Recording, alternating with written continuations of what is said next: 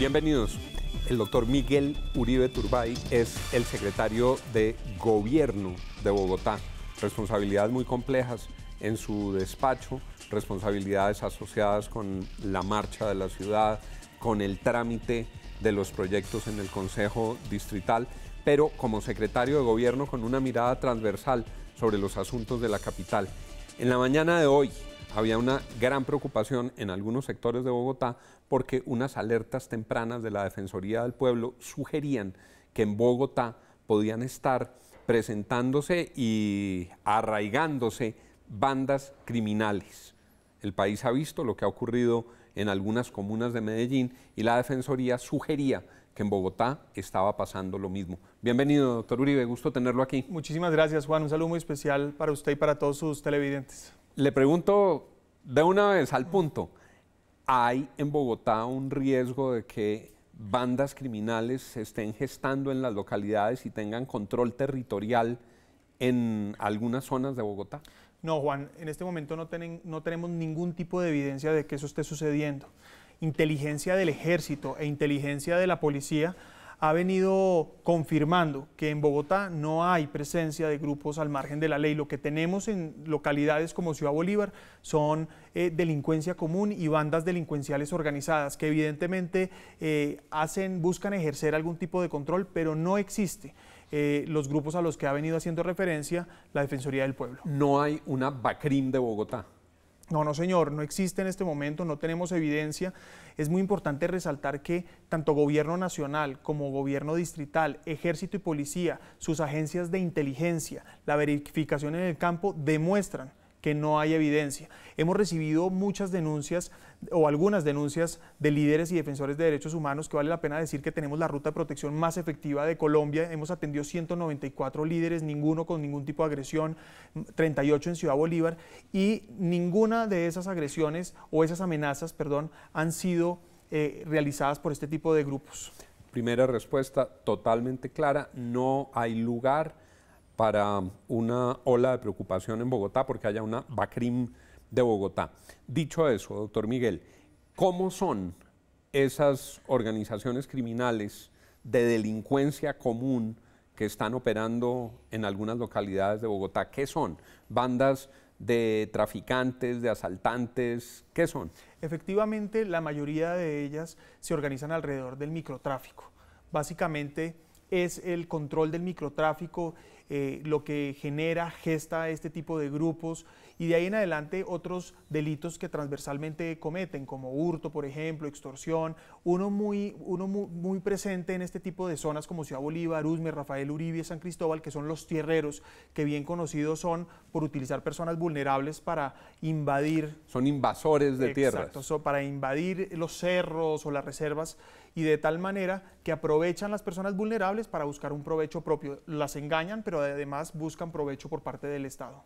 Los tierreros le echan el ojo a un lote, consiguen un grupo de personas que tienen la ilusión de una casa, las meten por la noche con la esperanza de que en 48 horas no los saquen para que se puedan quedar ahí. Efectivamente es así el fenómeno. Hemos tenido una serie de situaciones muy complejas en el Cerro del Gavilán sobre Usme, en el Parque Entre Nubes entre Rafael Uribe y Uribe. Hemos tenido problemas en la localidad de Suba, alrededor del río Bogotá, en Ciudad Bolívar, en donde evidentemente manipulan, instrumentalizan personas vulnerables con una ilusión de tener una casa. Nosotros hemos buscado tener un control de reacción inmediata, estamos trabajando con la Fiscalía, con la Secretaría de Medio Ambiente, porque mucho de esta invasión es un delito ambiental porque van arrasando con los bosques y trabajamos con la Secretaría de Seguridad, obviamente con Fiscalía y con Policía, para poder no solo atender socialmente a las personas vulnerables, sino especialmente perseguir a los criminales. Le cambio de tema, doctor Miguel.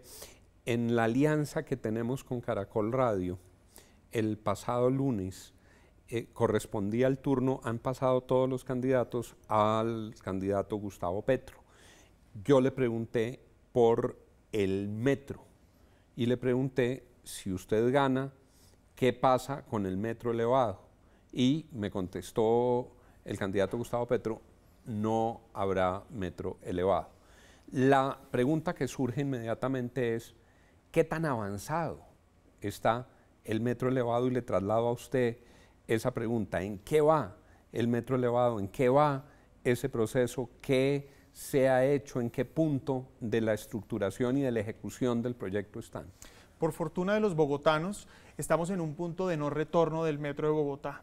A pesar de las mentiras, la politiquería de muchos sectores, algunas veces le podemos confirmar a los bogotanos que el metro llegó a un punto en el que lo único que falta es la licitación. Logramos, después de mucho trabajo, garantizar los recursos del gobierno nacional y del gobierno distrital, hacer el contrato entre el gobierno nacional y gobierno distrital para apropiar las vigencias futuras. Creamos la empresa Metro y en este momento estamos terminando la estructuración de la licitación. Esperamos que la licitación, una vez se cuelguen prepliegos y ya se pueda adelantar la licitación formalmente, esté abierta en octubre. Y en ese sentido vamos a iniciar la construcción del metro el próximo año. La plata de la nación está asegurada. Esto fue en un debate público de altísima audiencia con Caracol Radio y mucha gente nos escribió diciendo: ¿qué pasará con la plata de la nación? Si mañana el gobierno nacional dice no giro la plata, yo no voy a seguir con ese compromiso, o eso ya es irreversible también, ya están asegurados esos dineros. Es muy importante decir que aquí estuvo el concurso de la Nación, con quien hemos venido trabajando en equipo, y como lo ha manifestado el alcalde, ya pasamos 2 etapas simultáneas distrital y nacionalmente. Los COMPES distrital y nacional, y después el CONFIS, que es el Consejo de Política Fiscal de cada una de las entidades, pues de los gobiernos nacionales y distritales, en donde se apropian, no solamente se determinan cuántas son los montos de las vigencias, durante qué vigencias, cuánto se debe pagar, sino además se comprometen oficialmente y posteriormente se firma un contrato firmado entre el gobierno distrital y gobierno nacional. Eso implica que eventualmente, si alguna de las dos partes quisiera deshacer este contrato, tendría obligatoriamente que contar con la audiencia de la otra parte. Del otro. Y esto en este caso pues no sucederá, evidentemente estamos decididos a hacer el metro, además porque vale la pena resaltar que es el metro posible de construir. Y a pesar de la publicidad que hicieron otros alcaldes, no construyeron el metro, no garantizaron los recursos ni crearon la empresa Metro. Así que en este punto tenemos un proyecto que contempla 25 kilómetros de metro, de viaducto, desde Gibraltar, entre Bosa y Kennedy, hasta la 72 con Caracas, que adicionalmente contempla 33 kilómetros adicionales de troncales alimentadoras para llevar mayor usuarios, y obviamente eso genera una tarifa mucho menor. En el terreno del transporte hubo un gran debate por los buses nuevos para Transmilenio, una licitación en curso, se manifestó la ciudadanía, los ambientalistas, los expertos en transporte, y el distrito, a través de María Consuelo Araujo, gerente de Transmilenio, dijo que iban a hacer unas modificaciones en ese proceso. ¿En qué va el tema de la flota de Transmilenio, doctor Miguel? Es muy importante resaltar que la renovación de flota va a mejorar la calidad de servicio del usuario. Son 1.400 nuevos buses para la fase 1 y para la fase 2 de Transmilenio. Son buses más amplios, más buses biarticulados para tener mayor capacidad, nueva configuración de sillas para tener sillas tipo metro para generar mayor facilidad a los que se sientan y se paran o a quienes se desplazan en el bus. Todos los buses con cámaras de seguridad, todos los buses van a contar con mayor amplitud, pero especialmente el alcalde Enrique Peñalosa quiso apostarle a las tecnologías limpias y se le dio un incentivo muy importante a tecnologías a gas y a buses eléctricos. Creemos, o podríamos casi decir estar seguros, que buena parte de esa flota va a tener este tipo de tecnologías. Eso implica que la reducción de emisiones de estos buses va a representar un 85% mínimo. Y eso implica que abrimos el camino para que nuevas troncales, por ejemplo como la carrera séptima, tengan buses o 100% eléctricos o con una porción eléctrica y una gran porción a gas. Usted me decía ahora, el metro es irreversible. Pasa lo mismo con el Transmilenio de la séptima. Yo oigo a muchos vecinos que incluso a veces nos escriben, los oye uno en el debate ciudadano, diciendo conservamos la esperanza de que ese proyecto se reevalúe, o por lo menos que se postergue en el tiempo, porque no hay una posibilidad de manejo del tráfico en la carrera 9, en la carrera 11, en la carrera 15. ¿En qué va ese proyecto, doctor Miguel? Bueno, en primer lugar hay que resaltar que este es un proyecto que durante muchos años venía avanzando, muchos alcaldes lo apoyaron. Desafortunadamente hubo unas administraciones pasadas que se dedicaron a hacerle oposición al mismo proyecto, pero finalmente durante esta administración hemos trabajado con la comunidad, hecho socialización, recogido inquietudes y hemos construido lo que a nuestro parecer, nuestro criterio, es una propuesta que beneficia no solamente a quienes utilizan transporte público, también a quienes utilizan transporte particular, bicicleta o son peatones, pero especialmente también a los vecinos. Este es un proyecto que esperamos hacer. Son 2.4 billones que vamos a invertir en un corredor que, como bien usted sabe, no ha recibido un solo centavo en muchísimos años. Decimos que la calle Carrera Séptima es una calle emblemática, pero desafortunadamente es totalmente abandonada. Tenemos una velocidad promedia de 8 kilómetros por hora, casi a la velocidad que caminamos en hora pico, y en ese sentido, no hacer nada no es una opción. Y lo que estamos proponiendo es una inversión de 1.2 billones para infraestructura de transporte, 1.2 billones para espacio público, 100% de la reconstrucción de andenes, subterranización de cables, 20% más de árboles, una ciclorruta de la calle 100 a la calle 200, 20 calles a doble calzada nuevas de la 180 a la 200 en el Codito para ampliar el acceso.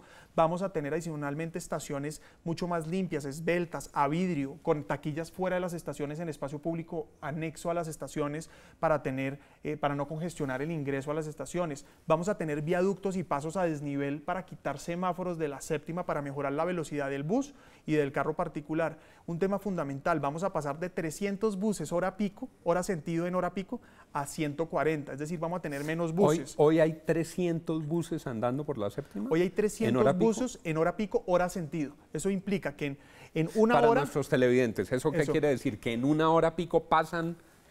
Que si en hora pico me paro en un punto de la séptima y sobre un sentido, durante una hora pasan 300 buses. Con el Transmilenio vamos a pasar a 140. Quiere decir que vamos a tener menos del 50% de los buses que hoy están en la séptima. Eso es menos ruido, menos contaminación, mayor movilidad. Y un tema fundamental, pasamos de 110 paraderos a 22 estaciones. ¿Eso qué implica? Que el SITP, es decir, los buses azules ya no vuelven a rodar sobre la séptima, sino lo que buscan es alimentar la troncal. Y lo que vamos a generar es menor flujo de personas, menos buses, más velocidad para carros particulares y obviamente más espacio para las personas que van en transporte público. Pregunta muy elemental.